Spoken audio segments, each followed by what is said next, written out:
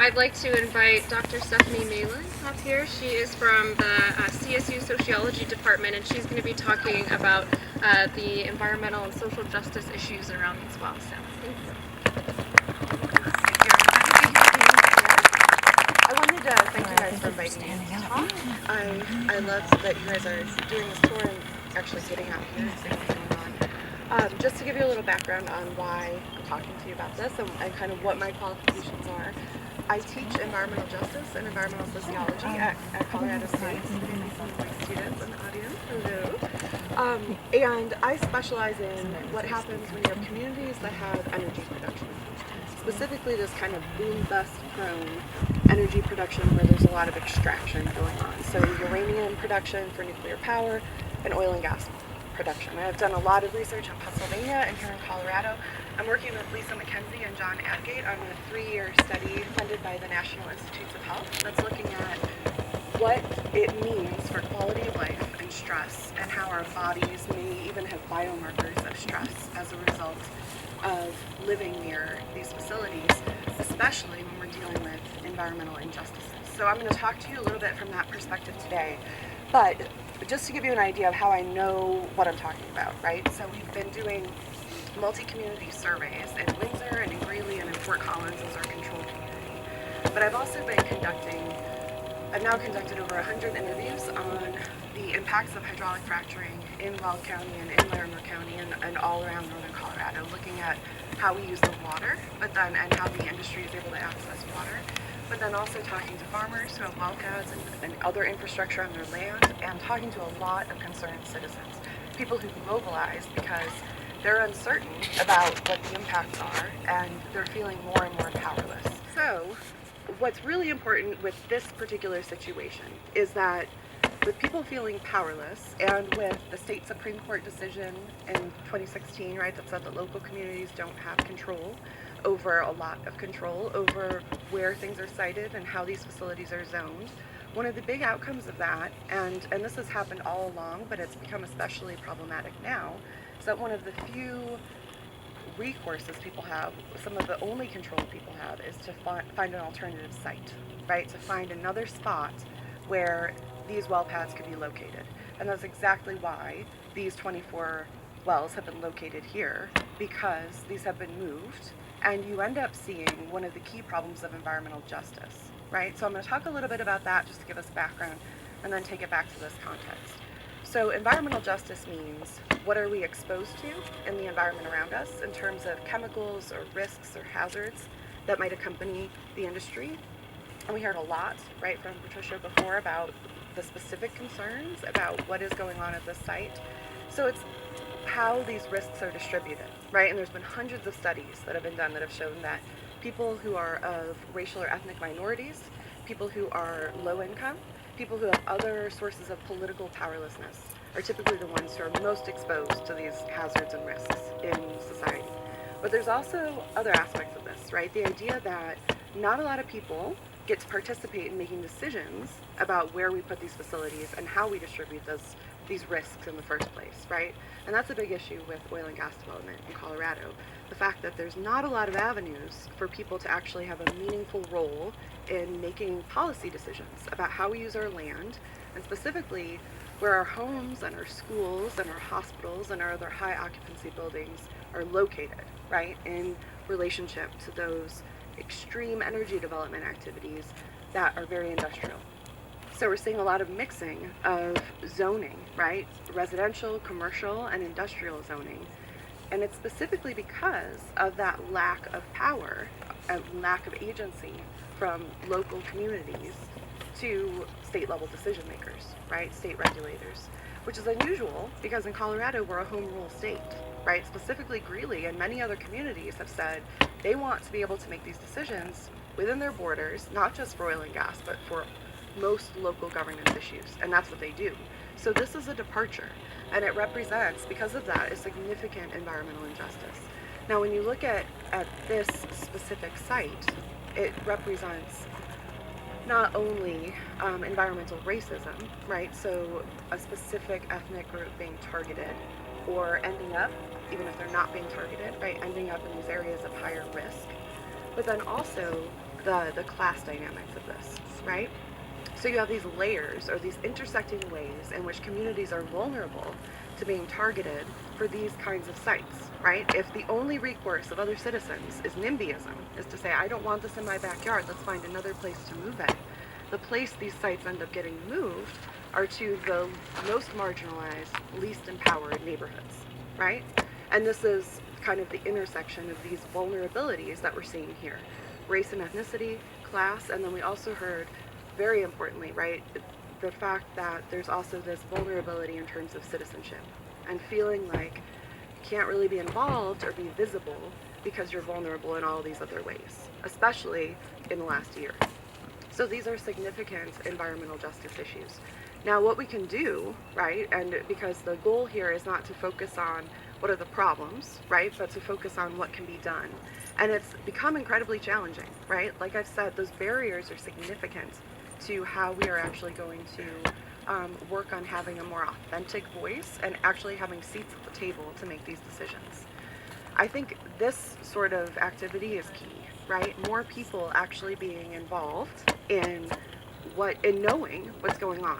We all need to really understand the process, not just in this very generalized way, but we need to understand the science as much as we can, right? So that we can be active participants in knowing what research is coming out.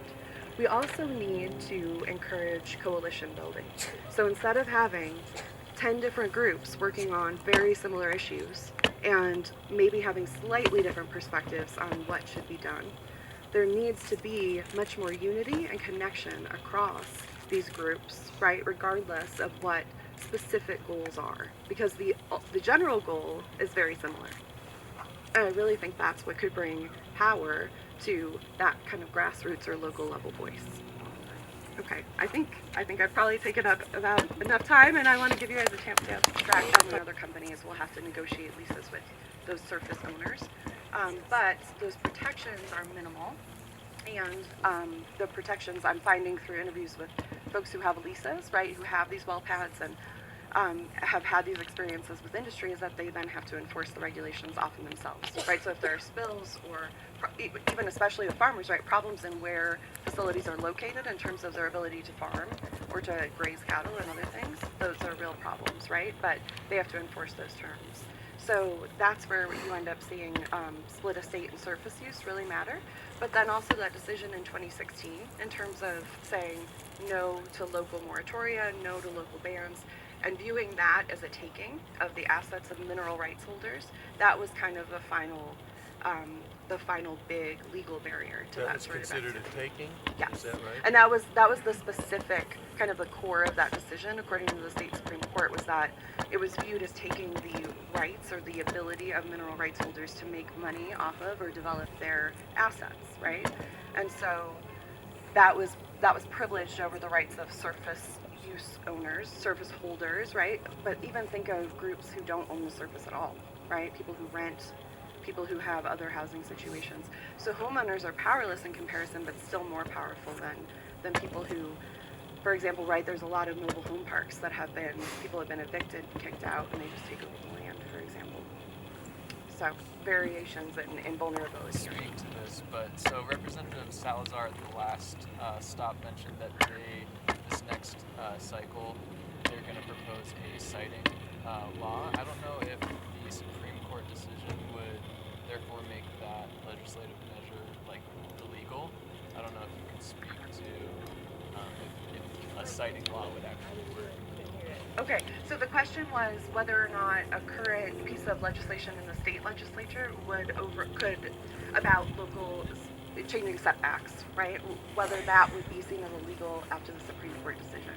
I don't know the details, so I'm just off the cuff responding here, but I would imagine that because, right, the Supreme Court decision specified that it's the state that gets to control these decisions, that as long as any regulations, and COGCC, right, is continually updating and adopting and changing its regulations. So as long as the state regulator is overseeing things, then it would fall under that purview, I believe, right? So COGCC could regulate that new setback.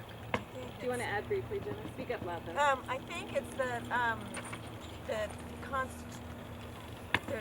it's a law that the state Supreme Court was interpreting, and so therefore another law can change that law. Okay, so unlike regulation, unless it's in the Constitution, and so also I just wanted to say that, this is like oil and gas is the only area that I know of that local governments cannot zone. They can zone out a U-Totem here, a 7-Eleven. They can zone out any other industry, but they can't zone out oil and gas. Oil and gas is given way preferential treatment. We don't have other industries moving into neighborhoods because local governments can control that. Bella Romero is actually, I believe, 400 feet out of city limits. So all the ultimate decision came down to the county commissioners. And in our county commissioner, Barb Kirkmeyer, was so kind to point out that she believes setbacks are all just political, because what's the difference if it's 500 feet from her granddaughter's house, but it shouldn't be 500 feet from her school, because that's just too political. This is a really good question about split estate. So what impacts are people feeling in terms of, do they have a lot of agency to decide to sign leases or have drilling done around their homes or not? And this pattern has developed through interviews I've done in Colorado and in Pennsylvania, that even when you have folks who own their mineral rights, which is much more common in Pennsylvania to own at least a portion of them, even in those situations, landowners and mineral rights holders did not, they experienced layers of control and constraint, right? So they felt like they had control over deciding to have a lease on their land in general, but negotiating those lease terms, knowing how to negotiate those lease terms, right, and what you would negotiate for, knowing the correct amount for royalties, what you should be getting for bonuses, all of those things required a lot of legal expense to know what to do. Right, so if you didn't have that money, you didn't sign a good contract necessarily. And also the issue of whether or not you were going to receive royalties based on percentages of the minerals you owned, right? This was very much in the weeds for a lot of people, and they had no idea how to do this. So in that way, a lot of constraint. What's interesting, I think, here in Colorado is the assumption that all mineral rights holders want to develop minerals in this way, right? Which is a big assumption made by that Supreme Court decision. And I bring this up because in Greeley, interestingly, there are a group of homeowners in the middle of the city that I've been talking to, interviewing for the NIH study, and they own their mineral rights, or at least a portion of them, which is unusual, and they don't want to develop them, right? But because of development around them, and because of this issue of forced pooling, which means if you have enough mineral owners around you who've leased their minerals, yours can be developed regardless of whether you've signed a lease, and then you don't get any royalties or any money from that happening, right? And the number varies, but I hear around 65% of the land around you when I'm doing interviews, although actually verifying that in any legal way has been incredibly difficult, right? So it seems rather nebulous. What happens then is complete loss of agency and control, right? When even as a mineral rights holder, you don't get to decide because enough people around you or enough companies around you who own those minerals have said, yes, come develop these. So there are some serious issues in terms of signing leases and who actually has a say and what we're assuming about what mineral rights holders want to do, right? And that's a big assumption. So we had one more I just wanted to bring up very quickly, because it was said at the last stop, and then I'll get to my question. It was said at the last stop that we've been fracking for 50 or 60 years, and I just wanted to make sure people understood that what changed about 10 years ago was that they started horizontal drilling in addition to the hydraulic fracturing. So the fracturing is, using high pressure with the water and the sand. And also there was a big uptick in use of chemical cocktails that would lubricate and allow more flow. So I just wanted to make sure people understood something significant changed about 10 years ago. And also it relates, and I want to make sure people understand this too, to conventional oil supplies around the world having plateaued in about 2005. And so the increase in demand for oil products has been met by unconventional sources that are a lot more polluting and play out much more quickly, like tar sands oil and fracked oil. So I wanted to mention that, but then I wanted to also get to the question for you is if you would speak a little bit, if you're able to, to Lisa McKenzie's study that was several years ago that said that it showed that there was a big uptick in an increase in cancer rates within a half mile of fracking sites and other sort of impacts because of the benzene and other carcinogenic One of my materials. co-PIs on the NIH study, so I've gotten to know her work quite well, and we collaborate on some research, and other research she's doing looks exactly at that, right? These rates of things like birth defects. Recently a paper came out this year where she and another team were looking at rates of leukemia, of certain kinds of leukemia, and they're typically within certain distances of natural gas wells, which is important because she's typically looking at either oil or natural gas wells, and we have mostly oil over here, right? But we're burning off a lot of natural gas here, which is important. So she is finding, and other researchers, Johns Hopkins School of Medicine, the Yale School of Medicine, there are many studies that are coming out now to support these, right? But showing that there are increased risks, and the rates are different, the levels of risk are different depending on the kind of disease outcome she's looking at and the distance that she's looking at. But she and others are finding strong evidence that exposure within a half mile or a mile can relate to these increased risks of certain health problems like birth defects and certain kinds of cancer. And a lot of this has to do with environmental health, right? Paying attention to the fact that our environment impacts our health, and that's why this is a public health issue. I also wanted to mention, if that answers your question, just to piggyback on what you were saying about what's changed, right? Another big change has been regulatory. In 2005, our federal government, through various complicated mechanisms of that Energy Policy Act in 2005, they said that nuclear power could develop more easily in certain ways, and that unconventional certain kinds of oil and gas drilling would be exempt from more federal regulations than there already were. And this included the Safe Drinking Water Act and the Clean Water Act. And that made it much faster to get permits to do this sort of development, right? So that's also a big part of the pace and the scale of this development has been that states get to decide what the rules are for all that stuff for these operators. Yeah, thanks.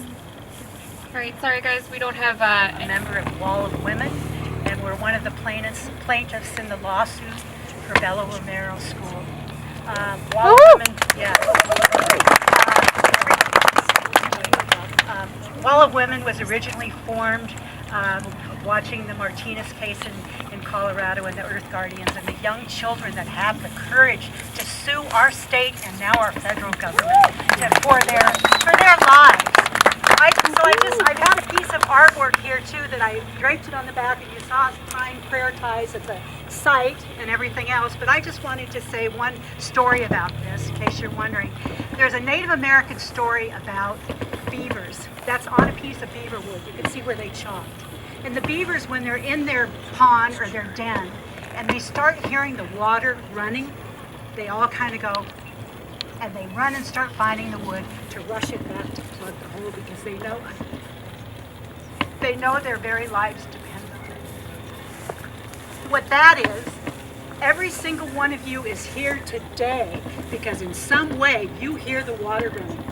Whether it's for your children, for our earth, for the water, our climate, any of that. You're all here, and I believe every single one of you have a specific thing that you need to do to stop this crisis.